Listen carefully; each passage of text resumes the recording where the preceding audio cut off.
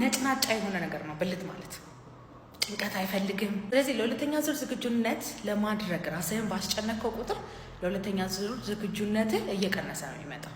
ወይኔ ጉዴ አልቆምም በዚህ ሰዓት፣ ወይኔ ጉዴ ሚስቴ ደግሞ ትፈልጋለች፣ ወይኔ ጉዴ አብጥጣ እያየችኝ ነው፣ ወይኔ ጉዴ ምናምን ባልክ ቁጥር ብልት አይነሳም። ስለዚህ ማድረግ ያለብህ ነገር ሪላክስ ማድረግ። ባለቤትንም ንገራት፣ ጊዜ ስጪ፣ ትንሽ መነካካት፣ መሳሳም። ከዛ በኋላ ቀስ እያለ ራሱ ብልት ይነሳል። አትታገለው፣ አትጨነቅበት፣ ሰዓት ገደብ አትስጠው። የመጀመሪያ ሁለተኛ ሶስተኛ መደጋገም በጣም የተለመደ ነገር ነው፣ ግን ስቲል ግዴታ ደግሞ ነው ብለህ ራስህን ማስጨነቅ የለብህም። ለሁለተኛ ዙር ዝግጁነት ማጣት ሆርሞን ላይ፣ ደም ስር ላይ፣ ነርቭ ላይ፣ ከምንም ነገር በላይ ደግሞ ሳይኮሎጂ ላይ ያሉ ችግሮች ሊኖሩት ስለሚችሉ መታከም ትችላለህ። በማንኛውም ስንፈተ ወሲብ መታከም ከፈለጋችሁ ባዮ ላይ ባለው ስልክ ቁጥር ደውላችሁ ቀጠሮ ማስያዝ ትችላላችሁ። በሬ ሁል ጊዜ ክፍት ነው። ወንድ ልጅ በወር 2 ጊዜ ብቻ ቢያደርግ ለጤንነቱ ችግር አለው ወይ? ግንኙነት መታቀባችሁ ምንም አይነት የሚያመጣባችሁ ችግር የለም። ባይ ዘ ዌይ አንዳንድ ሰዎች ካንሰር ያመጣል ይላሉ።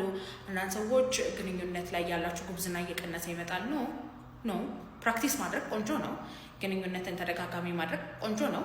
ግን ግንኙነት የምታደርጉበት ሁኔታ ላይ ካልሆናችሁ መብታችሁን አለማድረግ ምንም አይነት ነገር አይፈጠርባችሁም። ብዙ ሰዎች ደግሞ ግንኙነት አለማድረጌ ሜቢ የዘር ፈሳሽ የሆነ ነገር ይፈጠርብኛል ወይም ብልቴ ግንኙነት ማድረግ ይረሳል ምናምን ብላችሁ እንደውም ወደ ሴጋ መምታት ስትገቡ ነው ችግር የሚፈጠረው። ብዙ ወንዶች ሚስት ስለሌላቸው ይጀምራሉ እንደዛ አይነት ነገር ቢካዝ ግንኙነት አለማድረግ የሚያመጣው ችግር አለ ተብሎ የተነገረ መላምት ስላለ ነው። እንደውም ሴጋ መምታቱ ነው ጡንቻ ላይ ያለ ችግር፣ ነርቭ ላይ ያለ ችግር፣ ሆርሞኑን ምናምን አዛብቶ ለተለያዩ ስንፈተ ወሲብ የሚዳርጋችሁ እንጂ ግንኙነት አለማድረጉ አያመጣባችሁ። ወደ ሴጋ መምታት ፕራክቲስ ውስጥ ያላችሁ አሁንና ስንፈተ ወሲብ እያጋጠማችሁ ያላችሁ ሰዎች ደግሞ ባዮ ላይ ባለው ስልክ ቁጥር ደውላችሁ ቀጠሮ አስይዛችሁ መምጣት ትችላላችሁ። በሬ ሁል ጊዜ ክፍት ነው። ባይ ባይ። ፖስት ፒል ከወሰድሽ በኋላ የወር አበባሽ ተዛብቷል። እሱ ለምን እንደሆነ ዛሬ እናወራለን። ፖስት ፒል ስትወስጂ የምትወስጂው የሆርሞን መጠን በጣም ከፍ ያለ ነው። ይሄ ደግሞ መረሳት የሌለበት ወደ ደምሽ ውስጥ የሚገባው ሆርሞን ከውጭ የተመረተ ወይም በመድኃኒት የገባ ሆርሞን ነው። ስለዚህ እንደ ሰውነትሽ ያለው ሆርሞን ጋር ሆኖ አይደለም የሚቀጥለው። ስለዚህ በአንድ ጊዜ የሚጨምረው የሆርሞን መጠን እዛ ጋር ያሉትን ነገሮች እያዛባቸው ይሄዳል። በዚህ ምክንያት አንዳንድ ሰው የተወሰነ ደም ካዩ በኋላ ሊጠፋ ይችላል። ለሌላ ሰው ደግሞ የወር አበባ ለ6 ሳምንት ለ4 ሳምንት ላይመጣ የሚችልበት አጋጣሚ አለ። ይሄ የሚሆነው በምትወስጂው የሆርሞን አይነትና መጠን ስለሆነ ከዛ በኋላ የተስተካከለ የመምጣት እድሉ እየጨመረ ይሄዳል። በዚህ ጋር ዙሪያ ጥያቄዎች ካሏችሁ ኮመንት ሴክሽን ላይ አስቀምጡልን። ለመማከር ሪኬርም አፕሊኬሽን በመጠቀም ልታማክሩ ትችላላችሁ። አመሰግናለሁ። ሁለተኛው እንደነቃ ቅድሚያ የሚያስበው አንቺን ነው። ሊደውልልሽ ይችላል፣ ቴክስት ሊያደርግልሽ ይችላል። ይሄን የምታየው ልክ እንደተነሳ ህይወቱን ከአንቺ ጋር ለማድረግ ፍላጎት ስላለው አንቺን ደጋግሞ ያስባል ማለት ነው። ማታ ላይ ማውርታችሁ ከሆነ ቻት ስታረጉ ከነበረ በስልክ ተደዋውላችሁ ከነበረ አብራችሁ ካመሻችሁ ጠዋት ላይ እንደነቃ ወዲያው የሚደውለው አንቺ ጋር ነው። የዚህ አይነት ልምምድ ካየሽ የእውነት ፍላጎት አንቺ ጋር እንዳለው ፍንጭ ይሆንሻል ማለት ነው። የተወችን ሴት ለመመለስ የምትፈልግ ከሆነ እነዚህ ነገሮች አንድ ባንድ አድርጋቸው። አንደኛው የማሳረር ሳይሆን የመሳብ ግን ተከተል። ብዙ ጊዜ የምንፈልጋቸው ሰዎች ሲርቁን በመረበሽ ስሜት ውስጥ ብቻ ስለምንሆን ደጋግሞ በመደወልና ደጋግሞ ቴክስት በማድረግ እነሱን ወደ ህይወታችን ለማምጣት እንሞክራለን። እነዚህ ባህሪዎች ግን በይበልጥ ከኛ እየራቋቸው ይመጣሉ። አንዲትን ሴት በማሳረድ አይደለም ወደ ህይወት የምትመልሳት፣ ይልቅስ ለሷ ስፔስ በመስጠትና የተወሰነ ፋታ እንድታገኝ በማድረግ ነው ወደ ህይወት የምትመልሳት። አንድ ነገር ላስታውስ እፈልጋለሁ። ቢራቢሮ ወደ ራስህ የምታመጣት ወይም ደግሞ የምትስባት የአበባ ስፍራህን በመንከባከብ እንጂ ደጋግሞ በመከተል አይደለም። እንደዚህ የምታረግ ከሆነ በይበልጥ እያራቀች ትመጣለች። ነገር ግን የአበባ ስፍራውን ቆንጆ ካረከው እመነኝ ቢራቢሮ በራሷ ትመጣለች። ሴትም ልጅ እንደዛው ናት። አንተ ራስን አሻሽል፣ ራስህ ላይ ስራ፣ የሚገባት አይነት ወንድ ለመሆን ሞክር። ያኔ ስትመለስ ታገኛታለህ። ሁለተኛው እርሷን ወደ ህይወት የሚመልሳት ስሜታዊ መረጋጋት እንደሆነ ልታውቀው ይገባል። ሴት ልጅ ለወንድ ልጅ የምታወራው አንድ ወሳኝ ነገር ምን መሰለህ? የትኛውም ወንድ ጥሏት ከሄደ በኋላ እንደሚመለስ እርግጠኛ ናት። ማለትም ይቅር በይም ብሎ እንደሚመለስ ታውቋለች። ስለዚህ አንተም እነዛ ነገሮች በተደጋጋሚ የምታረግ ከሆነ እመነኝ ያቺ ልጅ ወደ ህይወት አትመለስም።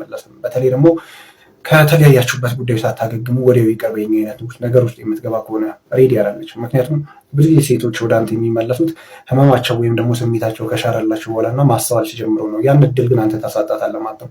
ወዲያው ይቅር በይኝ፣ በዚህ መንገድ ነው የተለያየ ነው፣ በዛ መንገድ ነው ምናምን የመሳሰሉ ሰፊ ማብራሪያ ውስጥ ገና እንደተለያያችሁ የምትገባ ከሆነ ያቺ ልጅ እኔን ከአንተ ብዙ እየራቀች ትመጣለች። ምክንያቱም ገና አላገገመችም። አንተ ግን ነገሩን አጣደፍከው። ማለትም ይቅር በይኝ ለማለት በጣም ቸኮልክ። ስለዚህ ስሜታዊ መረጋጋት ያሸንፋታል። የተወሰነ ፋታ እንድታገኝ ልታግዛት ይገባል፣ ወይም ደግሞ ራስን ማረጋጋት አለብህ። ሶስተኛው እርሷን ወደ ህይወት እንድትመለስ የሚያደርጋት ነገር ናፍቆት ነው። ማለትም ለመናፈቅ እድሉን ልትሰጣት ይገባል። በየካፌውና በየሶሻል ሚዲያው ላይ እያወራሃት ወይም ደግሞ ገና ለገና ተወችኝ ብለህ ራስን እንዳትረሳ በመሞከር በየሶሻል ሚዲያ ላይ እየጻፍክላት ወይም ደግሞ እሷ እያለችበት ካፌ የምትሄድ ከሆነ አንተን አትናፍቅም። የማትናፍቅ ከሆነ ደግሞ ወደ ህይወት አትመለስም። ምክንያቱም ወደ ህይወት ለመመለስ መጀመሪያ ስለአንተ ማሰብ እና አንተን መናፍቅ መቻል አለባት። ያን እድል አታሳጣት። አራተኛው ነገር አብዝቶ መገኘት ሳይሆን አንተን የማጣት ፍራቻ ነው ወደ ህይወት የሚመልሳት። ብዙ ወንዶች የሚሰሩ ስህተት ምንድን ነው? በጣም በህይወቷ ውስጥ አቬሌብል በመሆን ብቻ እሷን ወደ ራሳቸው የሚመልሱ ይመስላቸዋል። እነዚህ ነገሮች ግን ስህተት ናቸው። ምክንያቱም አንዲት ሴት ስትወዳትና ስታፈቅራት ወይንም ደግሞ እሷን ማጣት ሳትፈልግ መጀመሪያ ልታረጋግጥላት ይገባል። ምንም ጥያቄ የለውም። ከዛ በኋላ ግን ልመና ውስጥ መግባት የለብህም።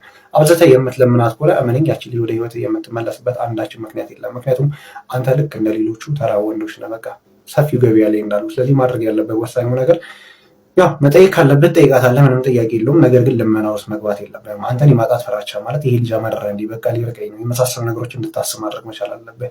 ያ የማጣት ፍራቻ ነው እንድትመለስ የሚያደርጋት እንጂ ኖርማሊ ሙሉ ለሙሉ አቬሌብል ስለሆንክ ወደ ህይወት አትመለስ። በመጨረሻ ማወቅ ያለብህ ወሳኙ ነገር ፍጹም ዝምታ ውስጥ ግባ። በቴክስት ልታወራት ሞክራት፣ ደውለህ እንዲሁ ልታወራት ሞከርክ፣ ነገር ግን አልተሳካም። ራሷን ከአንተ እያሸሸች ነው።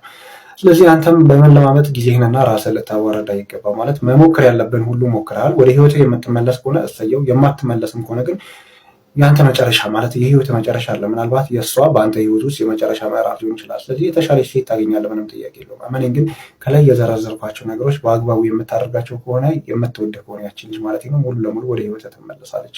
ተግብራቸው። የቀድሞ ፍቅረኛ ያንተን ትኩረት ለመሳብ ስትሞክር የምታሳየው ወሳኝ ባህሪያትን እንነጋገር። የመጀመሪያው ነገር በስህተት የተፈጠሩ የሚመስሉ ድርጊቶችን መከወን ነው። ያ ማለት ከረጅም ጊዜ በኋላ ትደውልልሃለች ወይም ሚስኮል ታደርጋለች፣ አሊያም ደግሞ መልእክት ትልክልሃለች። ያኔ አንተ ምን ተፈጠረ ብለህ ስትደውልላት ወይም ደግሞ መልእክቷን ስትመልስላት ይህን ነገር በስህተት ነው ያደረኩት፣ ከጊዜ ውስጥ ሳወጣ ነው በስህተት የደወልኩት፣ ወይም ደግሞ ለሌላ ሰው ልካለው እያሰብኩትን መልእክት እኔ ላኩልህ፣ የመሳሰሉ ነገሮችን አሳማኝ ያልሆኑ ነገር ግን ሊያሳምኑ የሚችሉ ምክንያቶችን ታቀርብላለች። እውነታው ግን ክብሯ ሳይነካ ወይም ደግሞ ኢጎዋን እንደጠበቀች ወደ አንተ ህይወት መምጣት ነው። ያ ማለት ዛሬም በአንተ ላይ ፍላጎት ስላላት ነው። ሁለተኛው የአንተ ምክር ወይም ደግሞ አስተያየት ለህይወቷ አስፈላጊ እንደሆነ የምትነግረህ ከሆነ ነው። እመነኝ ያቺ ልጅ ምናልባት ከአንተ በጣም የተሻለች ልትሆን ይችላለች፣ በህይወት ልምድም ሊሆን ይችላል ወይም ደግሞ አካዳሚክም። ነገር ግን የአንተን ሀሳብ አዘውትራ የምትጠይቀህ ከሆነ ማለትም ያን ያህል በህይወቷ አስፈላጊ ሳትሆን ወይም ደግሞ ከአንተ የተሻለ ሰዎችን የማግኘት አማራጭ እንዳላት እያወቀች ነገር ግን አንተ ዛሬም ምክርህን የምትጠይቀህ ከሆነ ወይም ደግሞ በሆነ ጉዳይ ላይ ሀሳቧን እንድታካፍላት የምትፈልግ ከሆነ በአንተ ላይ ፍላጎት ስላላት ብቻ ነው። እውነቱ አንተ በህይወቷ ውስጥ ያለው የተሻለው ወንድ ወይም ደግሞ የተሻለው ሰው ስለሆንክ አይደለም። ነገር ግን ከአንተ ጋር ያላትን ሪሌሽንሽፕ ማስቀጠል ትፈልጋለች። ስለዚህ አንተን የተሻለ ስሜት እንዲሰማ ወይም ደግሞ እንዴት ነው መሰለህ፣ ወንዶች አንዳንድ ኢጎቸውን ከፍ የሚያደርግላቸው ሰው የመውደድና የመቅረብ ምርጫ አላቸው እና ምናልባት ያቺን ፓርት ልጠብቅል ይሆናል። ስለዚህ በአንተ ላይ ፍላጎት ስላላት ነው እንጂ አንተ የተለየህ ወይም ደግሞ በጣም ጥሩ መካሪ ስለሆንክ አይደለም፣ በአንተ ላይ ፍላጎት ስላላት ነው። ሶስተኛው ነገር የሀዘን ስሜትን የሚያንጸባርቁ መልእክቶችን አብዝታ ሼር ማድረግ ከጀመረች ይህንን በቴሌግራም ፕሮፋይሏ ሊሆን ይችላል ወይም ደግሞ በየትኛውም ሶሻል ሚዲያ አካውንቷ ላይ አብዝታ የምትለቅ ከሆነ ማለትም አባባሎችን ወይም ደግሞ የሀዘን ያለባቸውን ፒክቸሮች አብዝታ የምትለቅ ከሆነ የአንተን ትኩረት ለመሳብ እየሞከረች ነው። ምን ሆነሻል ወይም ደግሞ በህይወትሽ ምን የተፈጠረ ነገር አለ ብለህ ኢኒሼት እንድታደርጋት ብቻ ነው የምትፈልገው። ያቺ ልጅ በአንተ ላይ ፍላጎት ባይኖራት እመነኝ እነዚህን ነገሮች የምታደርግበት አንዳችን ምክንያት የላትም። አራተኛው ነገር በአንተ ትዝታዎች መድመቅ ከጀመረች ነው። ያ ማለት በፍቅር ባላችሁበት ወይም ደግሞ በአብሮነታችሁ ላይ የተለዋወጣችሁት በርካታ ስጦታ ሊሆን ይችላል። እነዛን ስጦታዎች እንደ አዲስ ማውጣት ከጀመረች ማለትም እነዛን ልብሶች ለምሳሌ ከገዛላት ያን ልብስ ለብሳ ፎቶ ትለቃለች ወይም ደግሞ የተለያዩ ኦኬዥኖች ላይ እነዛን ነገሮች ለብሳ የምትገኝ ከሆነ በአንተ ላይ ያላትን ፍላጎት እያሳየች ነው። ምክንያቱም ዛሬም ቢሆን ለአንተ ለሰጣትም ስጦታ እንዲሁም ደግሞ ለአንተ ዋጋ እንዳላት ወይም ደግሞ ቫሊዩ እንደምታደርጋቸው በተዘዋዋሪ መንገድ እየነገረች ነው። ሰው ፍላጎት ካለ እንግዲህ አፕላይ ማድረግ ነው እንደ አዲስ። በመጨረሻ የምናየው ወሳኝ ነገር አንተ በህይወት ዋጋ የምትሰጣቸው ልዩ ቀናትን እንደ እድል መጠቀም ከጀመረች ነው። ይሄ በቀላሉ የልደት ቀን ሊሆን ይችላል። ከማንም ቀድማና ተሽቀዳድማ እንኳን አደረሰ ወይም ደግሞ እንኳን ተወለድክ የምትል ከሆነ ወይም ደግሞ ሌሎች የምታስታውሳቸውን ቀናት እሷ ይኖራሉ ብዬ አስባለሁ። እነዛ ቀናቶች ላይ ማንም ሳይቀድማት አለውልህ የምትል ከሆነ ደውላ ሊሆን ይችላል ወይም ደግሞ ቴክስት አድርጋ ሊሆን ይችላል። ነገር ግን እንዳስታወሰች ወይም ደግሞ እንዳሰበች የምታሳወቅ ከሆነ ያቺ ልጅ ዛሬም በህይወትህ መመለስ ትፈልጋለች ወይም ደግሞ ዛሬም መራቀች እንጂ አንተ ናት። ምናልባት አንተም በሷ ላይ ፍላጎት ካለህ እና ሙሉ ለሙሉ እንድትመለስ የምትፈልግ ከሆነ እነዚህ ከላይ የጠቀስኳቸውን ነገሮች ካስተዋልክ እመኔን ዳግም ወደ ራስ ማምጣት ትችላለህ። ፈቃደኝነቷ ሙሉ ለሙሉ የተረጋገጠ ነው። መሳብ ብቻ ነው የሚጠበቅብህ። ከልብ ጓደኛዬ እጮኛ ፍቅር ይዞኛል ክፍል 4። ዛሬ ቀዳሚት ሰንበት ነች። የዛሬን ያርገውና ቅዳሜ በዓል ነበረች። የምወደው ሰለሞን እንኳን ቅዳሜን አላጋራውም ነበረ። ዛሬ ግን ሌላ ገጽታ ይዛ መጥታለች። ካልጋይ ሳልነሳ ይኸው 6 ሰዓት ሊሆን ነው። ሌሊቱን ሙሉ ስብሰለሰል አድሬ ከነጋ ነው እንቅልፍ ራሱ ሸብ ያደረገኝ። እስካሁን የደረስኩበት አንድ እውነት ቢኖር ግን በመሳሜ ደስተኛ መሆኔ ነው። ያሳፍራል አይደል? ከሃዲ እኮ ነኝ። ለእሱ የሚሰማኝ ስሜት ልክ አይደለም። የእሱም ድፍረት ትልቅ ብልግና ነው። ምን አስቦ ነው? ቆይ ምን አስቦ ነው የሳመኝ?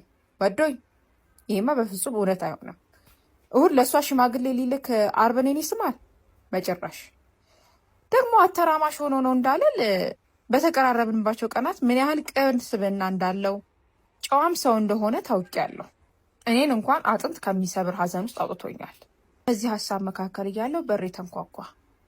ማን ነው አልኩኝ ቀስ ብዬ። እኔ ነኝ ማሂ፣ ክፈችልኝ። ሳይረፍድ ሁሉንም ነገር ማውራት አለብን። ሂድልኝ። በፍጹም አልከፍትልህም።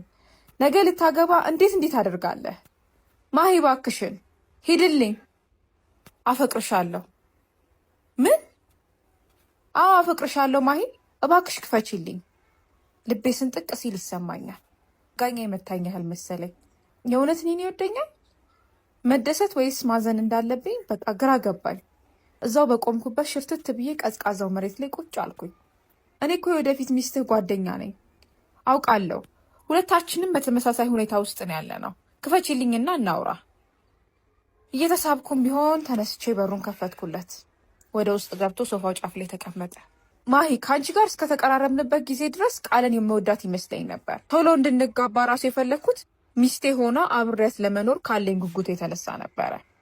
እና ታዲያ ምን አዲስ ነገር ተፈጠረ? ትዝ ይልሻል ሽምግልና ዲኮር ልናደርግ የሄድንለት? እኔም ጭንቅላቴን በአዎንታ ነቀነቅኩኝ። በጣም ከፍቶሽ ነበረ። መጀመሪያ ላይ በወንድምነት ብቻ አስቤ ነበር ልረዳሽ የሞከርኩት። አዝነሽ ነበር። እስሬ ገብተሽ አቀፍኩሽ። ታዲያ ያ ቅጽበት ልዩ ስሜት ፈጠረብኝ። ቃልን ሳቅፋት እንኳን የማይሰማኝ ጥልቅ ሰላም ያለው ስሜት። ከዓለም ጫጫታ እርቀህ ያንተ ብቻ አድርገህ ስብራቷን ፈውስ፣ በአንተ ጥላ ስር ተደስታ ትኑር የሚል መልክ የያዘ ደስታ። በጣም ደስ የሚል ስሜት። ታዲያ እኔ ግን ስሜቴን ፊት አልሰጠሁትም። ይልቅስ ጆሮ ዳባ ልበስ ብዬ የበፊት ኑሮዬን ቀጠልኩኝ። ይህም የተሰማኝ በጣም ስላዘንኩልሽ ብቻ እንደሆነ ራሴን አሳመንኩት። ግን አልቻልኩም። በተገናኘን ቁጥር ሳውቅሽ እየወደድኩሽ መጣሁ። ግማሽ አካሌን ባንቺ ውስጥ አየሁት። ከረፈደም ቢሆን ሶልሜቴን አገኘው። ነገር ግን ለአንቺ መናገሩ አስፈላጊ አልመሰለኝም። ለምን? አንደኛ ከስብራትሽ ግን አሁን ያገገምሽው፣ ሁለተኛ ደግሞ በቃል ምክንያት። ቃልን ልጎዳት አልፈልግም። አንቺንም አጣብቂኝ ሁኔታ ውስጥ መክተት አልችልም። እንዴት እንደምትወጃት አውቃለሁ። ስለዚህ አንቺ ለእኔ ስሜት እንዳለሽ እስከማውቅ ድረስ እሷን እንደምወድ ማስመሰሉን መረጥኩኝ። ምን? የምን ስሜት? እኔ ወድሃለሁ ብያሃለሁ እንዴ? ቀጣዩን ክፍል ለመስማት ፓርት 5 ብላችሁ ኮሜንት ሴክሽን ላይ አስቀምጡልኝ።